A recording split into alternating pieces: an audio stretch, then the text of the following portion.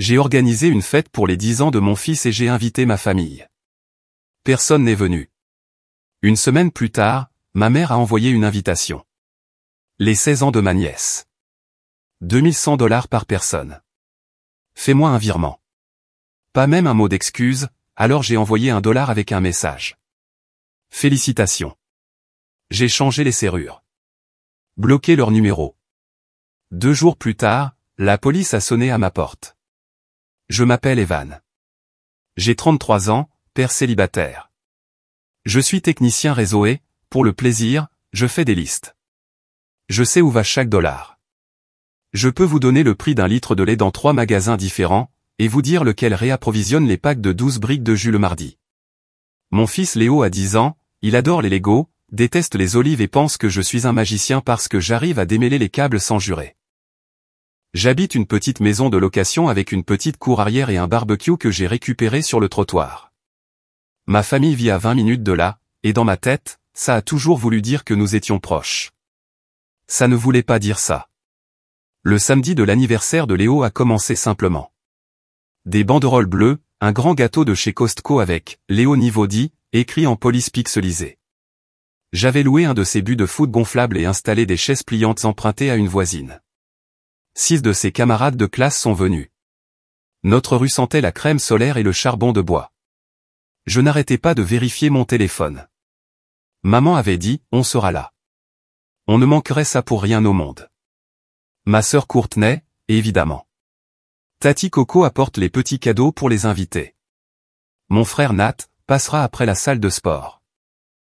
J'ai aligné des petites bouteilles d'eau sur la rampe du porche et scotché un sac poubelle à la clôture pour que le jardin ne ressemble pas à une décharge. Toutes les 20 minutes, je vérifiais la conversation de groupe de la famille. Rien. Quand la pizza est arrivée, j'ai dit au livreur, vous pouvez attendre une seconde ?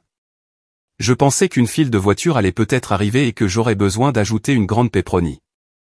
Il a jeté un œil par-dessus mon épaule à la petite foule et a dit, c'est bon comme ça. 14h est devenu 15h. Le soleil s'est déplacé. Les enfants ont enlevé leurs chaussures et ont joué à tour de rôle devant le but. La voisine d'en face a apporté une glacière supplémentaire. Elle a dit, la maison est pleine. Et j'ai souri comme si mon visage était en bois. À 15h11, mon téléphone a vibré. Ne sois pas si théâtral, a écrit ma mère. Ce n'est qu'une fête d'enfants. Juste une fête d'enfants.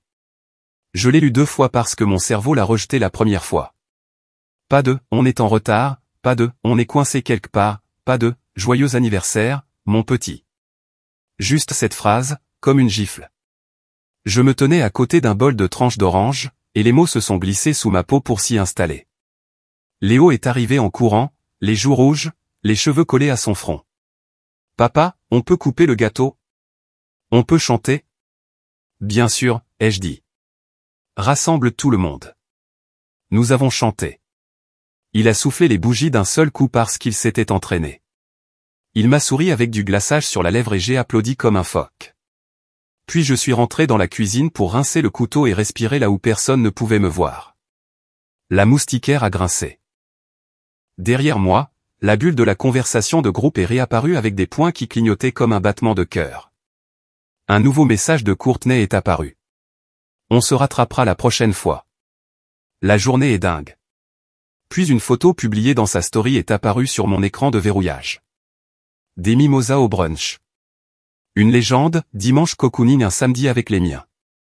Ma mère était dans un coin de la photo, lunettes de soleil sur le nez, tenant une flûte de champagne. Le bras de Nat, avec le tatouage que j'avais aidé à financer, était autour de leur chaise. Je suis resté là, un couteau mouillé à la main, un gâteau derrière moi et un garçon de 10 ans dans le jardin qui croyait encore que les adultes pensaient ce qu'ils disaient. La maison sentait le sucre et le liquide vaisselle. Dehors, quelqu'un a crié « but » et des acclamations ont retenti. J'ai posé le couteau et me suis essuyé les mains sur un torchon. Je suis retourné dans le jardin et j'ai distribué les assiettes. Et je n'ai pas dit un seul mot sur les chaises vides. Pas un seul. Quand le dernier enfant est parti, Léo et moi nous sommes assis dans le calme et avons construit le vaisseau spatial qu'il avait déballé. Il n'a pas posé de questions sur grand-mère, Tati Coco ou tonton Nat. Peut-être qu'il n'en avait pas envie. Peut-être qu'il savait déjà. À 20h04, après qu'il se soit endormi sur le canapé avec une part de pizza à la main tel un petit roi, mon téléphone a de nouveau sonné. Maman. Cette fois, avec un message vocal, plus sec, négligent. N'en fais pas toute une histoire, Evan. Il a 10 ans. Il s'en souviendra à peine. J'ai fixé le plafond et j'ai senti quelque chose en moi devenir froid et plat. Une nouvelle forme se dessinait. Je n'ai pas répondu. J'ai commencé à compter les chaises à rendre et les canettes à recycler. J'ai gratté le glaçage pour le jeter à la poubelle. J'ai plié la bannière dans une boîte à chaussures avec les bougies restantes. J'ai tout rangé à sa place. C'est ce que je fais. Et puis j'ai posé mon téléphone face contre la table parce que si je lisais une phrase de plus de leur part, j'allais dire quelque chose que je ne pourrais plus jamais remettre dans sa boîte. J'ai toujours été celui qui arrange tout. Celui qui connaissait le mot de passe du Wi-Fi et la date limite des impôts. Celui qui se souvient de l'accompagnement préféré de chacun. J'avais 21 ans quand papa est parti. Les mots de maman, dans l'allée, ont été « C'est toi l'homme de la maison maintenant ». Ce n'était pas un discours d'encouragement. C'était une fiche de poste. Quand Courtney a lancé son dernier studio, j'ai construit le site web et payé les 6 premiers mois d'hébergement. Je te rembourserai quand je ferai des bénéfices, a-t-elle dit. D'un ton léger, comme si le profit était une prévision météo. Quand Nat a été arrêté pour conduite en état d'ivresse à 25 ans, j'ai pris un jour de congé pour l'accompagner au tribunal. C'est moi qui ai conduit maman aux urgences cet hiver-là. Elle avait la grippe mais n'arrêtait pas d'essayer de cuisiner quand même. C'est moi qui ai viré le loyer de Nat. Juste cette fois, juste cette fois, distinct, sur 3 mois. Chaque fois, c'était accompagné d'un refrain. Maman, la famille s'entraide. Courtney, se parlant à elle-même dans le miroir, tu es incroyable, ma chérie. Pour moi, c'était, tu peux m'avancer jusqu'à vendredi? Nat, tu sais bien que je te rembourserai. Il ne l'a jamais fait. Mais il s'achetait de nouvelles jantes, donc au moins le mensonge avait une bonne adhérence. Le jour de la naissance de Léo, je lui ai fait une promesse, à lui et à moi-même. Il ne s'assiérait jamais sur une chaise en plastique à une fête en se demandant si les siens se souciaient de lui. Il aurait un gâteau même quand l'argent serait rare. Il aurait des textos d'excuses quand les gens feraient des erreurs. Il aurait des adultes qui essaient. L'argent a souvent été rare. La garde d'enfants est un 2e loyer. L'assurance maladie en est un 3e. J'ai quand même réussi à m'en sortir. Des petits boulots en plus. Vendre ma vieille guitare pour couvrir le dentiste. Quand ces crampons sont devenus trop petits en pleine saison, j'en ai trouvé une paire dans une friperie et je les ai nettoyés avec une brosse à dents jusqu'à ce qu'ils brillent. Pendant ce temps, la conversation de groupe de ma famille ressemblait à un blog de voyage. Dégustation de vin, retraite silencieuse qui était étrangement très bruyante sur Instagram. L'air de la vie douce de Courtney. La culture de l'effort de Nat. Avec un camion en leasing qu'il prenait plus en photo qu'il ne le conduisait. Quand j'ai demandé une fois à maman si elle voulait faire un dîner hebdomadaire avec nous, elle a dit « Mon chéri, mon agenda est plein. Le mois prochain. » Le mois prochain n'est jamais arrivé, mais mon téléphone s'illuminait bien le jour de paix. Des petites bulles vertes. Un petit service. Une urgence. Ne dis à personne que je t'ai demandé. L'automne dernier, Courtney a réservé un voyage entre filles à Tulum et m'a appelé à 23h la veille.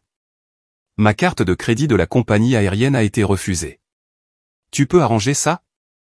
Je te rembourse lundi. Lundi est passé. Quand j'en ai reparlé, elle a soupiré. Ne sois pas mesquin, Evan. L'argent va et vient. Les souvenirs sont éternels. En décembre, maman m'a envoyé une feuille de calcul, comme une demande de rançon. Plan cadeau de Noël. Nom, article, colonne de prix, code couleur. À droite, en gras, nous devrions partager équitablement. Équitablement, voulait dire moi, car aucun des 2 autres n'a proposé. J'ai acheté un manteau d'hiver et un livre à Léo. J'ai acheté à maman le robot de cuisine dont elle parlait depuis le printemps. J'ai donné à Courtney une carte cadeau pour un magasin de fournitures. Nat a eu de nouvelles baskets.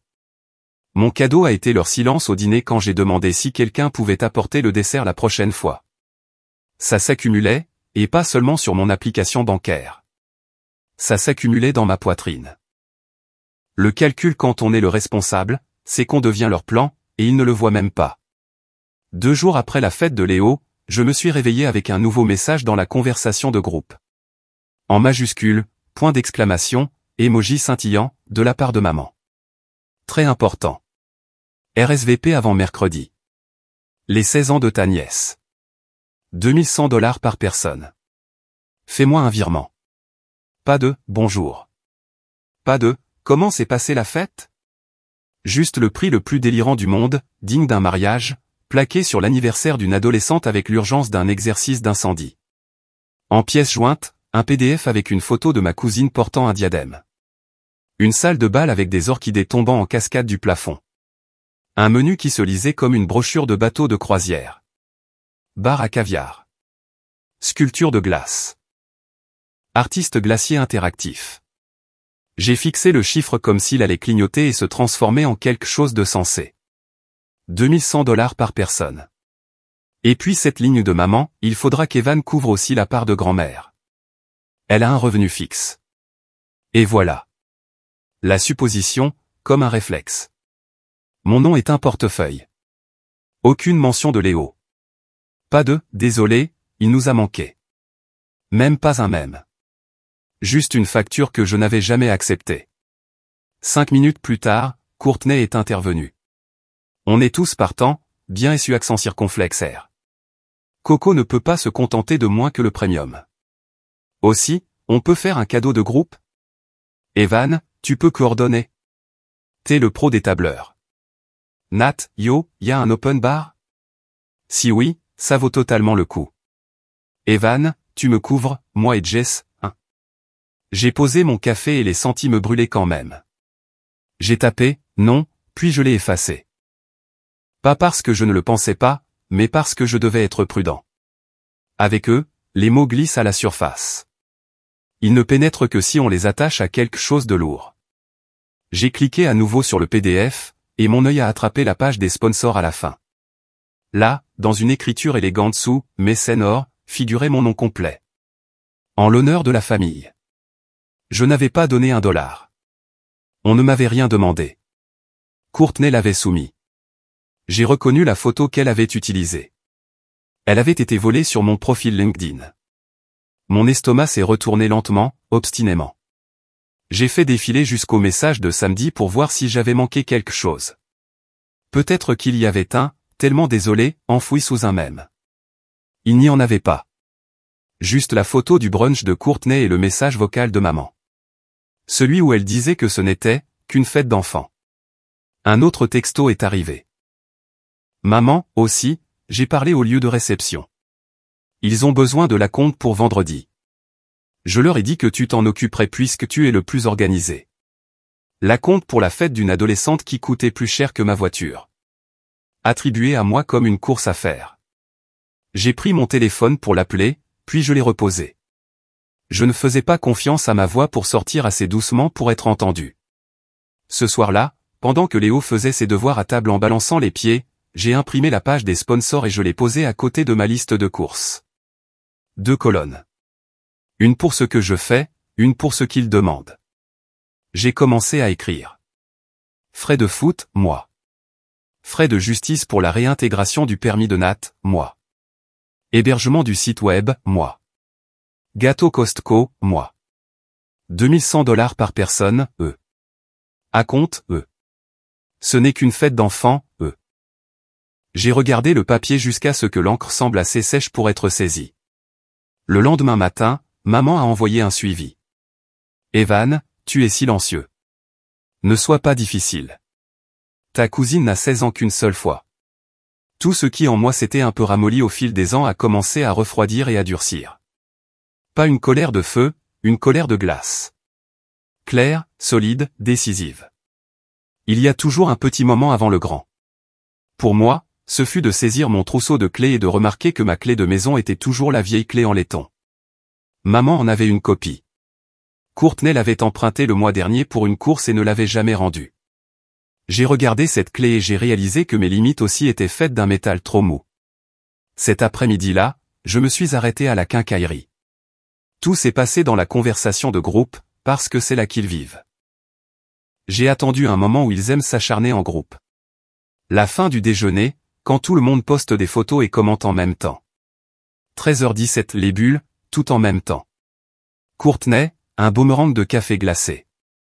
Nat, un selfie dans le miroir de la salle de sport. Maman, une prière transférée avec des paillettes. J'ai pris une photo du jardin de samedi. La bannière toujours scotchée à la clôture.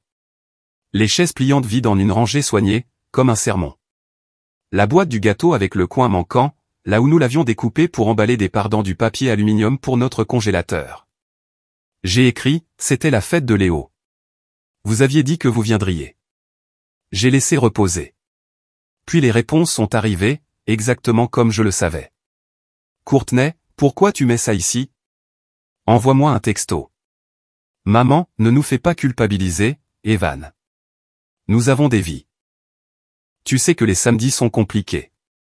Nat, mec, ne joue pas les martyrs. Les enfants s'en fichent. J'ai posté une capture d'écran d'il y a 2 semaines. Maman, on sera là. Puis une autre de Courtney, Tati Coco apporte les petits cadeaux. Puis la photo du brunch avec leur visage dans le coin et la légende, avec les miens.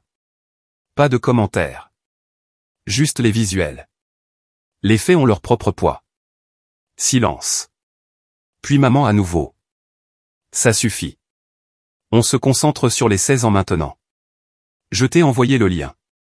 La compte est du vendredi. Sois un adulte. Je sentais mon pouls dans mes pommettes. J'ai tapé lentement. Je suis un adulte. Je suis le père de Léo. Une autre pause. Courtney a répondu avec l'équivalent textuel d'un mouvement de cheveux dédaigneux. Ne ramène pas tout à ton gamin. J'ai fixé ces mots jusqu'à ce qu'ils deviennent flous. Puis j'ai écrit, vous n'êtes pas venu à l'anniversaire de votre propre neveu au petit-fils. Une semaine plus tard, vous m'envoyez une facture de $2100 par personne pour une adolescente que je vois 2 fois par an. Vous avez mis mon nom comme sponsor sans me demander. Vous avez dit à un lieu de réception que je paierais un acompte. Vous avez dit que j'étais difficile quand je n'ai pas répondu assez vite. Voici ma réponse, non. J'ai appuyé sur envoyer. Avant qu'il ne puisse déferler, j'ai ouvert mon application de paiement, j'ai trouvé ma mère et je lui ai envoyé $1. Le message, félicitations. C'était tout. Pas de paragraphe. $1. Une phrase. Un miroir tendu à l'absurdité. Ensuite, j'ai changé les serrures. Le type de la quincaillerie avait déjà taillé les clés. Ça a pris 10 minutes. Le pen dormant a tourné en douceur pour la première fois depuis des années. Quand la nouvelle poignée s'est enclenchée, j'ai senti un petit déclic dans ma poitrine aussi, comme la porte d'un coffre-fort se refermant sur quelque chose de précieux. J'ai parcouru mon téléphone et bloqué les numéros. Pas pour toujours, pas par cruauté, mais parce que je savais ce qui allait arriver. Le déluge. Le « comment oses-tu » Le « après tout ce qu'on a fait pour toi » Le « tu déchires la famille » J'avais besoin de silence pour tenir bon. Alors j'ai tenu bon. Au dîner, Léo a demandé plus de brocoli et m'a raconté une blague sur une banane dans une bibliothèque. Il ne savait pas que son père venait d'actionner un interrupteur qui changerait nos vies. Peut-être qu'il n'avait pas encore besoin de le savoir. Ce dont il avait besoin, c'était d'un père qui ne scie pas. À 20h, les messages rebondissaient sur le mur que j'avais construit. Le dernier est arrivé avant le blocage. Maman, tu le regretteras. N'oublie pas qui t'a élevé. J'ai posé mon téléphone face contre table et j'ai sorti les poubelles. Le lendemain, Courtney a posté une story, un autocollant de compte à rebours pailleté pour les 16 ans. 10 jours. Mécène, on vous voit. Mon nom brillait en dessous. Les commentaires applaudissaient. Tellement généreux. Objectif famille. J'ai ouvert la page du lieu de réception et j'ai envoyé un email formel. Veuillez retirer mon nom de tous les supports immédiatement. Je n'ai pas autorisé ce parrainage. J'ai joint des captures d'écran, des reçus. J'ai mis en copie une personne avec « manager » sous sa signature. Puis j'ai envoyé le même email à maman et Courtney depuis une nouvelle adresse qu'elle n'avait pas, juste pour qu'elle le lise, par peur des conséquences professionnelles. J'ai dormi profondément pour la première fois depuis longtemps. Le genre de sommeil qui n'écoute pas les bruits de pas. 2 jours plus tard, à 7h42, on a frappé à la porte. Pas un coup désinvolte, mais ferme. J'ai regardé par le Judas et j'ai vu 2 policiers. Bonjour. Nous répondons à un appel, a dit le plus grand. Il avait l'air d'un homme qui avait vu beaucoup de stupides tempêtes domestiques. Quel genre d'appel? J'ai gardé ma voix égale. Léo était encore en pyjama, regardant un dessin animé, une oreille et un œil tournés vers la porte. Un membre de votre famille a signalé des inquiétudes. A dit que vous profériez des menaces. A dit que vous aviez des biens leur appartenant. A demandé un contrôle de bien-être pour un mineur à cette adresse. Et voilà. 3 coups d'une pierre. Me faire passer pour instable, m'accuser de vol et instrumentaliser l'inquiétude pour mon propre enfant. Efficace. Entrez, ai-je dit, en ouvrant la porte juste assez pour montrer un salon propre, un enfant sur le canapé, un bol de céréales. Nous allons bien. L'officier est entré et a fait ce balayage poli que les gens font quand ils ne veulent pas avoir l'air de scanner. Le plus petit a fait un signe de tête à Léo. Salut, champion. Léo a salué avec sa cuillère. Salut. On peut parler dans la cuisine? Ai-je demandé. Nous nous sommes déplacés de quelques mètres. Je gardais l'embrasure de la porte dans ma vision périphérique. Des années à être le responsable font de vous un hôte même lorsque vous êtes inspecté. C'est à propos de ma mère et de ma sœur, ai-je dit. Elles ne sont pas venues à l'anniversaire de mon fils. Elles m'ont demandé de payer des milliers de dollars pour la fête d'une cousine. J'ai dit non. J'ai changé mes serrures. Elles n'aiment pas ce mot. Le plus grand a réprimé un tic de sourire. Ça se tient. Elles ont aussi mis mon nom comme sponsor pour l'événement sans mon consentement. J'ai envoyé un email au lieu de réception pour le faire retirer. J'ai des captures d'écran. J'ai fait glisser mon téléphone sur le comptoir avec le dossier ouvert. Photos, conversation, le dollar de l'appli de paiement avec la note, félicitations, l'email au lieu de réception, la page des sponsors.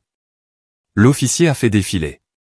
Les preuves s'empilent bien quand on vit au milieu des reçus. Des armes dans la maison, a-t-il demandé, parce qu'il devait le demander. Seulement des couteaux à beurre, ai-je dit. Et ses épées Lego. Il a souri. Des ordonnances du tribunal? Des problèmes de garde? Non, Léo est avec moi. Sa mère n'est plus dans le tableau. Nous allons bien. Il a jeté un œil vers le salon. Tu vas bien, champion? Léo a fait un pouce en l'air solennel. Des biens, a ajouté le plus petit, en consultant ses notes. J'ai cligné des yeux. Quel bien? Il a lu, l'appelant a déclaré qu'il détenait un collier, un héritage familial, et refusait de le rendre. Ses sourcils se sont haussés et j'ai vu que lui aussi comprenait l'absurdité de la chose. Les seuls colliers dans cette maison sont faits de macaroni, ai-je dit. Si elle parle du double des clés, j'ai changé les serrures hier.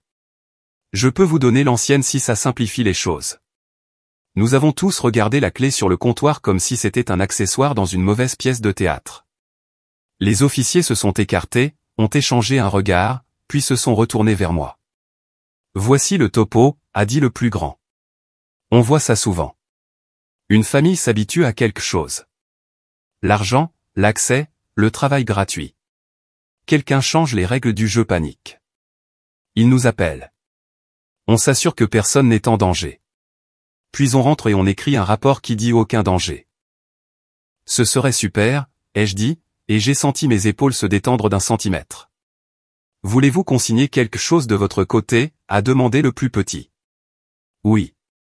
J'ai sorti l'email adressé au lieu de réception et ma demande écrite de retirer mon nom. Je veux aussi qu'il soit consigné qu'ils ont utilisé mon nom pour un engagement financier sans mon consentement et que je leur ai demandé par écrit d'arrêter. Bien, a-t-il dit. Laisser des traces écrites, ça aide. Continuez de tout sauvegarder. Si quelqu'un se présente ici et ne veut pas partir, appelez-nous. N'entrez pas en contact. Ils m'ont laissé une carte et sont sortis à la lumière du jour. Je suis resté à la porte avec cette sensation qu'on a après que la grippe est passée. Faible et claire à la fois. 10 minutes plus tard, ma nouvelle boîte email a sonné. Le manager du lieu de réception a répondu. Nous avons retiré votre nom de tous les supports imprimés et numériques. Nous nous excusons pour ce manquement. J'ai expiré. Un fil de coupé, net. À midi, ma tante, la sœur aînée de ma mère, qui flotte dans les parages comme un fantôme raisonnable, m'a envoyé un texto d'un numéro inconnu. J'ai entendu ce qui s'est passé. Je suis désolé. Ils sont furieux. Courtney hurla, la vision ruinée. Ta mère te traite d'ingrat parce qu'elle ne peut pas t'appeler pire. Pour ce que ça vaut, je pense que tu as bien fait. Je n'ai rien fait, ai-je tapé. J'ai arrêté de faire des choses. Elle a envoyé un emoji de sourire triste. La seule fois où j'en ai apprécié un. Les 48 heures suivantes furent une étude sur la façon dont un système essaie de redémarrer. Courtney a posté une longue légende sur l'énergie toxique et les gens qui ne peuvent pas se réjouir pour les autres. Elle n'a pas utilisé mon nom. Elle n'en avait pas besoin. Ses amis ont afflué avec des cœurs et des « tu es une reine ». Les commentaires sentaient la laque et le déni. Nat a envoyé un texto d'un nouveau numéro. Bordel, mec. Maman pleure. Tu peux juste payer la compte et on s'arrangera après? On est une famille. Je l'ai bloqué. Maman a laissé un message vocal sur le téléphone fixe que je n'utilise jamais. C'est ta mère. Tu ne vas pas bien. La famille ne fait pas ça. Tu nous as embarrassés. Tu m'as embarrassé. Elle a inspiré brusquement. La police? Vraiment? Sa voix a fait ce truc où elle tremble quand elle est en colère mais veut paraître blessée. J'ai tenu le téléphone loin de mon oreille comme s'il était brûlant. Puis l'autre côté est apparu. Des messages discrets de cousins à qui je parlais à peine. J'ai vu le prix. Ils sont sérieux? Je suis désolé pour Léo. C'était horrible. Si tu as besoin de chaises supplémentaires l'année prochaine, on en apportera. Et la voisine qui m'avait prêté la glacière a frappé avec un tupperware de brownie. Tu as mené le bon combat, a-t-elle dit, comme si nous étions des camarades. Peut-être que nous l'étions. Cette semaine-là, ma maison est devenue plus légère. Pas parce que les meubles avaient changé, mais parce que l'air avait changé. Plus d'attente d'une clé tournant dans une serrure que je n'avais pas invitée. Plus de sursaut chaque fois que le téléphone vibrait. Même le frigo semblait différent, comme s'il avait de la place pour ronronner. Léo a remarqué le calme à sa manière. Il a demandé, on est fâché avec grand-mère? J'ai fermé le robinet et me suis séché les mains. On n'est pas fâché, ai-je dit prudemment. On est déçu. Et on fait une pause. Comme une punition, mais pour les grands qui ont oublié comment être gentils.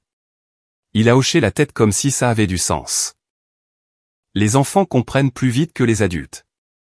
2 jours avant les 16 ans, maman a essayé une nouvelle tactique. Le rameau d'olivier en plomb. Elle a envoyé un texto de groupe intitulé « Excuses ». Ce n'était pas des excuses. C'était un communiqué de presse. La famille est compliquée, a-t-elle écrit. Parfois, les emplois du temps ne coïncidant pas. Nous aimons Léo. Nous nous rattraperons.